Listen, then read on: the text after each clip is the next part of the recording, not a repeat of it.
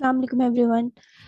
पिछली वीडियो में हमने चार्ट्स को बहुत डिटेलली डिस्कस किया था। इसके अलावा हमने स्पार्क लाइंस को भी पढ़ा था। हमारे पास इंसर्ट के मेन्यू टैब में एक ऑप्शन रह गया था पिवट टेबल का। पिवट टेबल बहुत ही इम्पोर्टेंट है। मोस्टली ऑफिसर्स आपको नहीं कहते पिवट टेबल बनाने करने का, लेकिन ये आपके काम को समराइज करने के लिए या जब कभी आपसे कोई बंदा काम पूछे तो आप अपने काम की एफिशिएंसी को दिखाने के लिए कि जो काम आप कर रहे हो उसकी रिपोर्ट आपको भी हो। ऐसा नहीं है कि आप किए जा रहे हो, लिस्टें मेंटेन किए जा रहे हो, बट अगर आपको कोई प्रिसाइज लिखे तो नहीं भाई रुको मैं फिल्टर लगा के चेक करती हूँ या चेक करता हूँ, तो no, you will make a pivot table once, then whenever you update your file आपको जो है वो एक समरी मिलती रहेगी। ठीक है, समरी मिलने के लिए सबसे पहले आपके पास जो है वो शीट होना ज़रूरी है, एक्सेल की शीट। अब यहाँ पे मेरे पास कुछ सप्लायर का डाटा है। ठीक है, उनके बैंक कोड्स हैं, उनकी अकाउंट कोड्स हैं, ठीक है, उनकी पेमेंट डेट है, इसके अलावा उनका टैक्स इंक्लूसिव अमाउंट है, कुछ छोटी छोटी सी टैक्स इंक्लूसिव अमाउंट की डिस्क्रिप्शन है कि ये कौन सी अमाउंट पे कितना टैक्स हुआ। ठीक है, फॉर एग्जांपल जैसे बैंक अकाउंट्स का होता है, ओपनिंग बैलेंस इतना है, इंटरनेट सर्विस प्रोवाइडर का इतना डिडक्ट हुआ, सब्सक्रिप्शन चार्जेस इतने थे, इंश्योरेंस की चार्जेस इतने थे, service fee and book keeping etcetera. ठीक हो गया। अब यहाँ पे हमारे पास एक पूरा टेबल रेडी है। इसके हमने क्या करनी है, एक पिवट टेबल बनानी है। पिवट टेबल हमें कहाँ से मिलेगी, इंसर्ट के मेन्यू में जाएंगे, पिवट टेबल का ऑप्शन आएगा। ठीक है, अब यहाँ से हमने टेबल की रेंज सेलेक्ट करनी है और ये रेंज ऑटोमेटिकली सेलेक्ट हो गई है हमारे टेबल की। ठीक है, टेबल 1 के नाम से। अगर हम लोग कोई एक्सटर्नल डाटा सोर्स इस्तेमाल करना चाहे तो हम लोग वो भी कर सकते हैं। ठीक है, अपना वो वाला कनेक्शन, जैसे मैं इसके ऊपर क्लिक करती हूँ तो क्लोज कनेक्शन या कनेक्शन नेम, ठीक है, चूज कनेक्शन या कनेक्शन नेम, हमें फिर कनेक्शन को चूज करना पड़ेगा। बट हमारे पास रिसेंटली एक टेबल ओपन है तो हमने इसे चूज किया। तो सिलेक्ट टेबल और range, then choose where you want the pivot table report to be placed. Basically मेरा मशवरा तो यही है कि आप इसको न्यू वर्कशीट पे बनाएं। ठीक है, एक में सारा आपका डाटा हो जिसमें आप डेली की अपडेट करें, और एक सेपरेट शीट में जैसे हमारा एक कवर लेटर होता है तो वो एक कवरिंग शीट के अंदर आप पूरा पिवट टेबल बनाएं जो कि आपके डाटा को समराइज कर सके। ठीक है, whenever you need the information you can have a filter on that। ठीक हो गया। अब यहाँ पे मैंने इसके ऊपर न्यू वर्कशीट के ऊपर क्लिक किया। अगर एग्जिस्टिंग वर्कशीट के ऊपर क्लिक करूंगी और यहाँ पे वो लोकेशन में इसको मैं दे दूंगी कि मुझे यहाँ से लेकर यहाँ तक का डाटा, यहाँ तक हम मुझे मेरा पिवट टेबल चाहिए, तो यहाँ पे भी हो जाएगा। But best option is to create a new worksheet. Okay पे क्लिक करते हैं। हमारे पास शीट 5 के नाम से एक शीट ओपन हो गई है और ये हमारा पिवट टेबल बन गया है। ठीक है, this is our pivot table 3। To build a report, choose fields from the pivot table field list. अब ये हमारे पास पिवट टेबल की फील्ड लिस्ट आ गई है। ठीक है, हमने क्या करना है, रिपोर्ट बिल्डअप करनी है ना, हमने एक समरी बिल्डअप करनी है, एक रिपोर्ट जनरेट करनी है। उसके लिए हमने क्या करना है कि पिवट टेबल की फील्ड लिस्ट में से, फील्ड लिस्ट कौन सी लिस्ट है, हमारे ये जो एक्सपेंसेस की शीट के कॉलम्स हैं।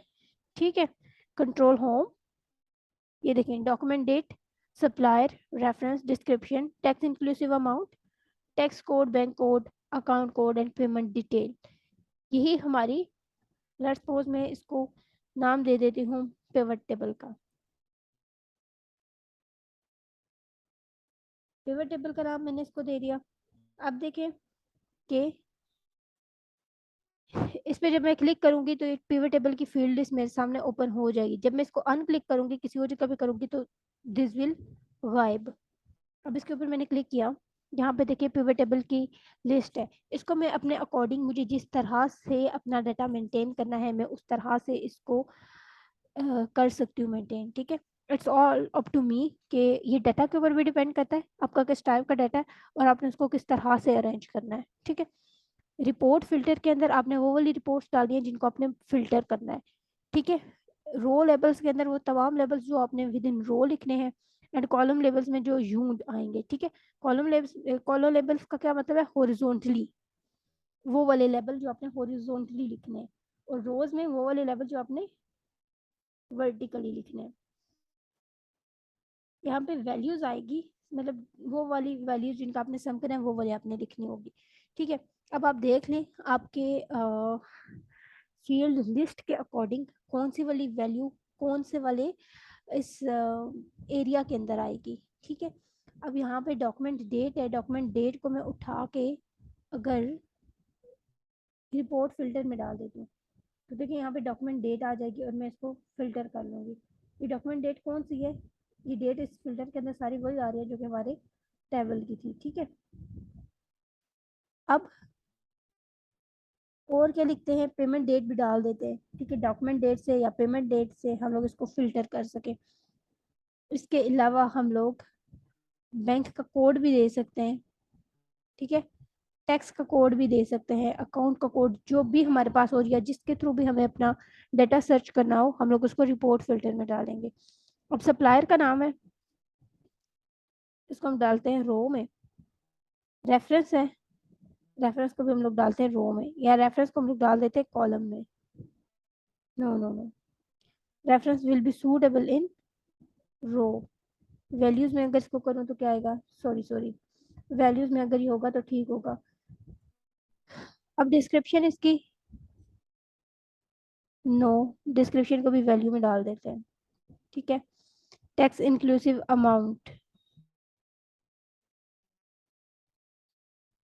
इसको भी वैल्यू में डाल देते हैं। ठीक है, अब रोज लेवल पे हमें क्या चाहिए, सप्लायर का नाम चाहिए। ठीक है, इसको हम लोग यहाँ से सप्लायर नेम भी कर सकते हैं। ठीक है, हो गया सप्लायर नेम, ये count of reference, count of description and sum of tax inclusive amount. तो इस तरह से आप अपने पिवट टेबल की डिटेल कर सकते हैं। अब इसमें देखें ऑल पे फिल्टर लगा हुआ है। अगर मैंने देखना हो कि डॉक्यूमेंट डेट, फॉर एग्जांपल एक सप्लायर को मैंने कोई चीज़ सप्लाई की थी 5/7/2011 को। ठीक है, मुझे बस इतना याद है कि 5/7/2011 को मैंने चीज़ सप्लाई की थी, मुझे ये नहीं पता कि क्या अमाउंट थी उसकी, क्या टैक्स था उसका। मैं इसको क्लिक करके ओके कर देती हूँ। तो देखिए EAG ब्रोकर्स को मैंने सप्लाई किया था, काउंट रेफरेंस 1 है उसका, डिस्क्रिप्शन भी 1 है और सम ऑफ टैक्स इंक्लूसिव अमाउंट उसकी कितनी है, 340। ठीक हो गया। अब अगर मैं इसका फिल्टर जो है वो ऑल पे कर देती हूँ, टैक्स कोड पे लेके जाती हूँ, ई टैक्स कोड में कितने आते हैं, तो ई टैक्स कोड में ये सारे आते हैं। ठीक है, इसके अलावा पेमेंट डेट के ऊपर भी आप फिल्टर लगा सकते हैं, आप किसी भी चीज़ के ऊपर फिल्टर इजीली लगा सकते हैं। ठीक है, अब यहाँ पे एक और कहा गया वो पिवट वाला ये आ गया। अगर मैं इस टेक्स्ट कोड को उठा के यहाँ पे लिख दूँ तो एक सेपरेट कॉलम में डाल दूँ तो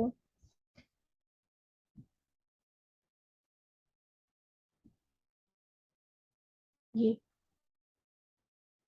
सप्लायर नेम, टेक्स्ट कोड और payment date, this is our payment date and this is our tax code.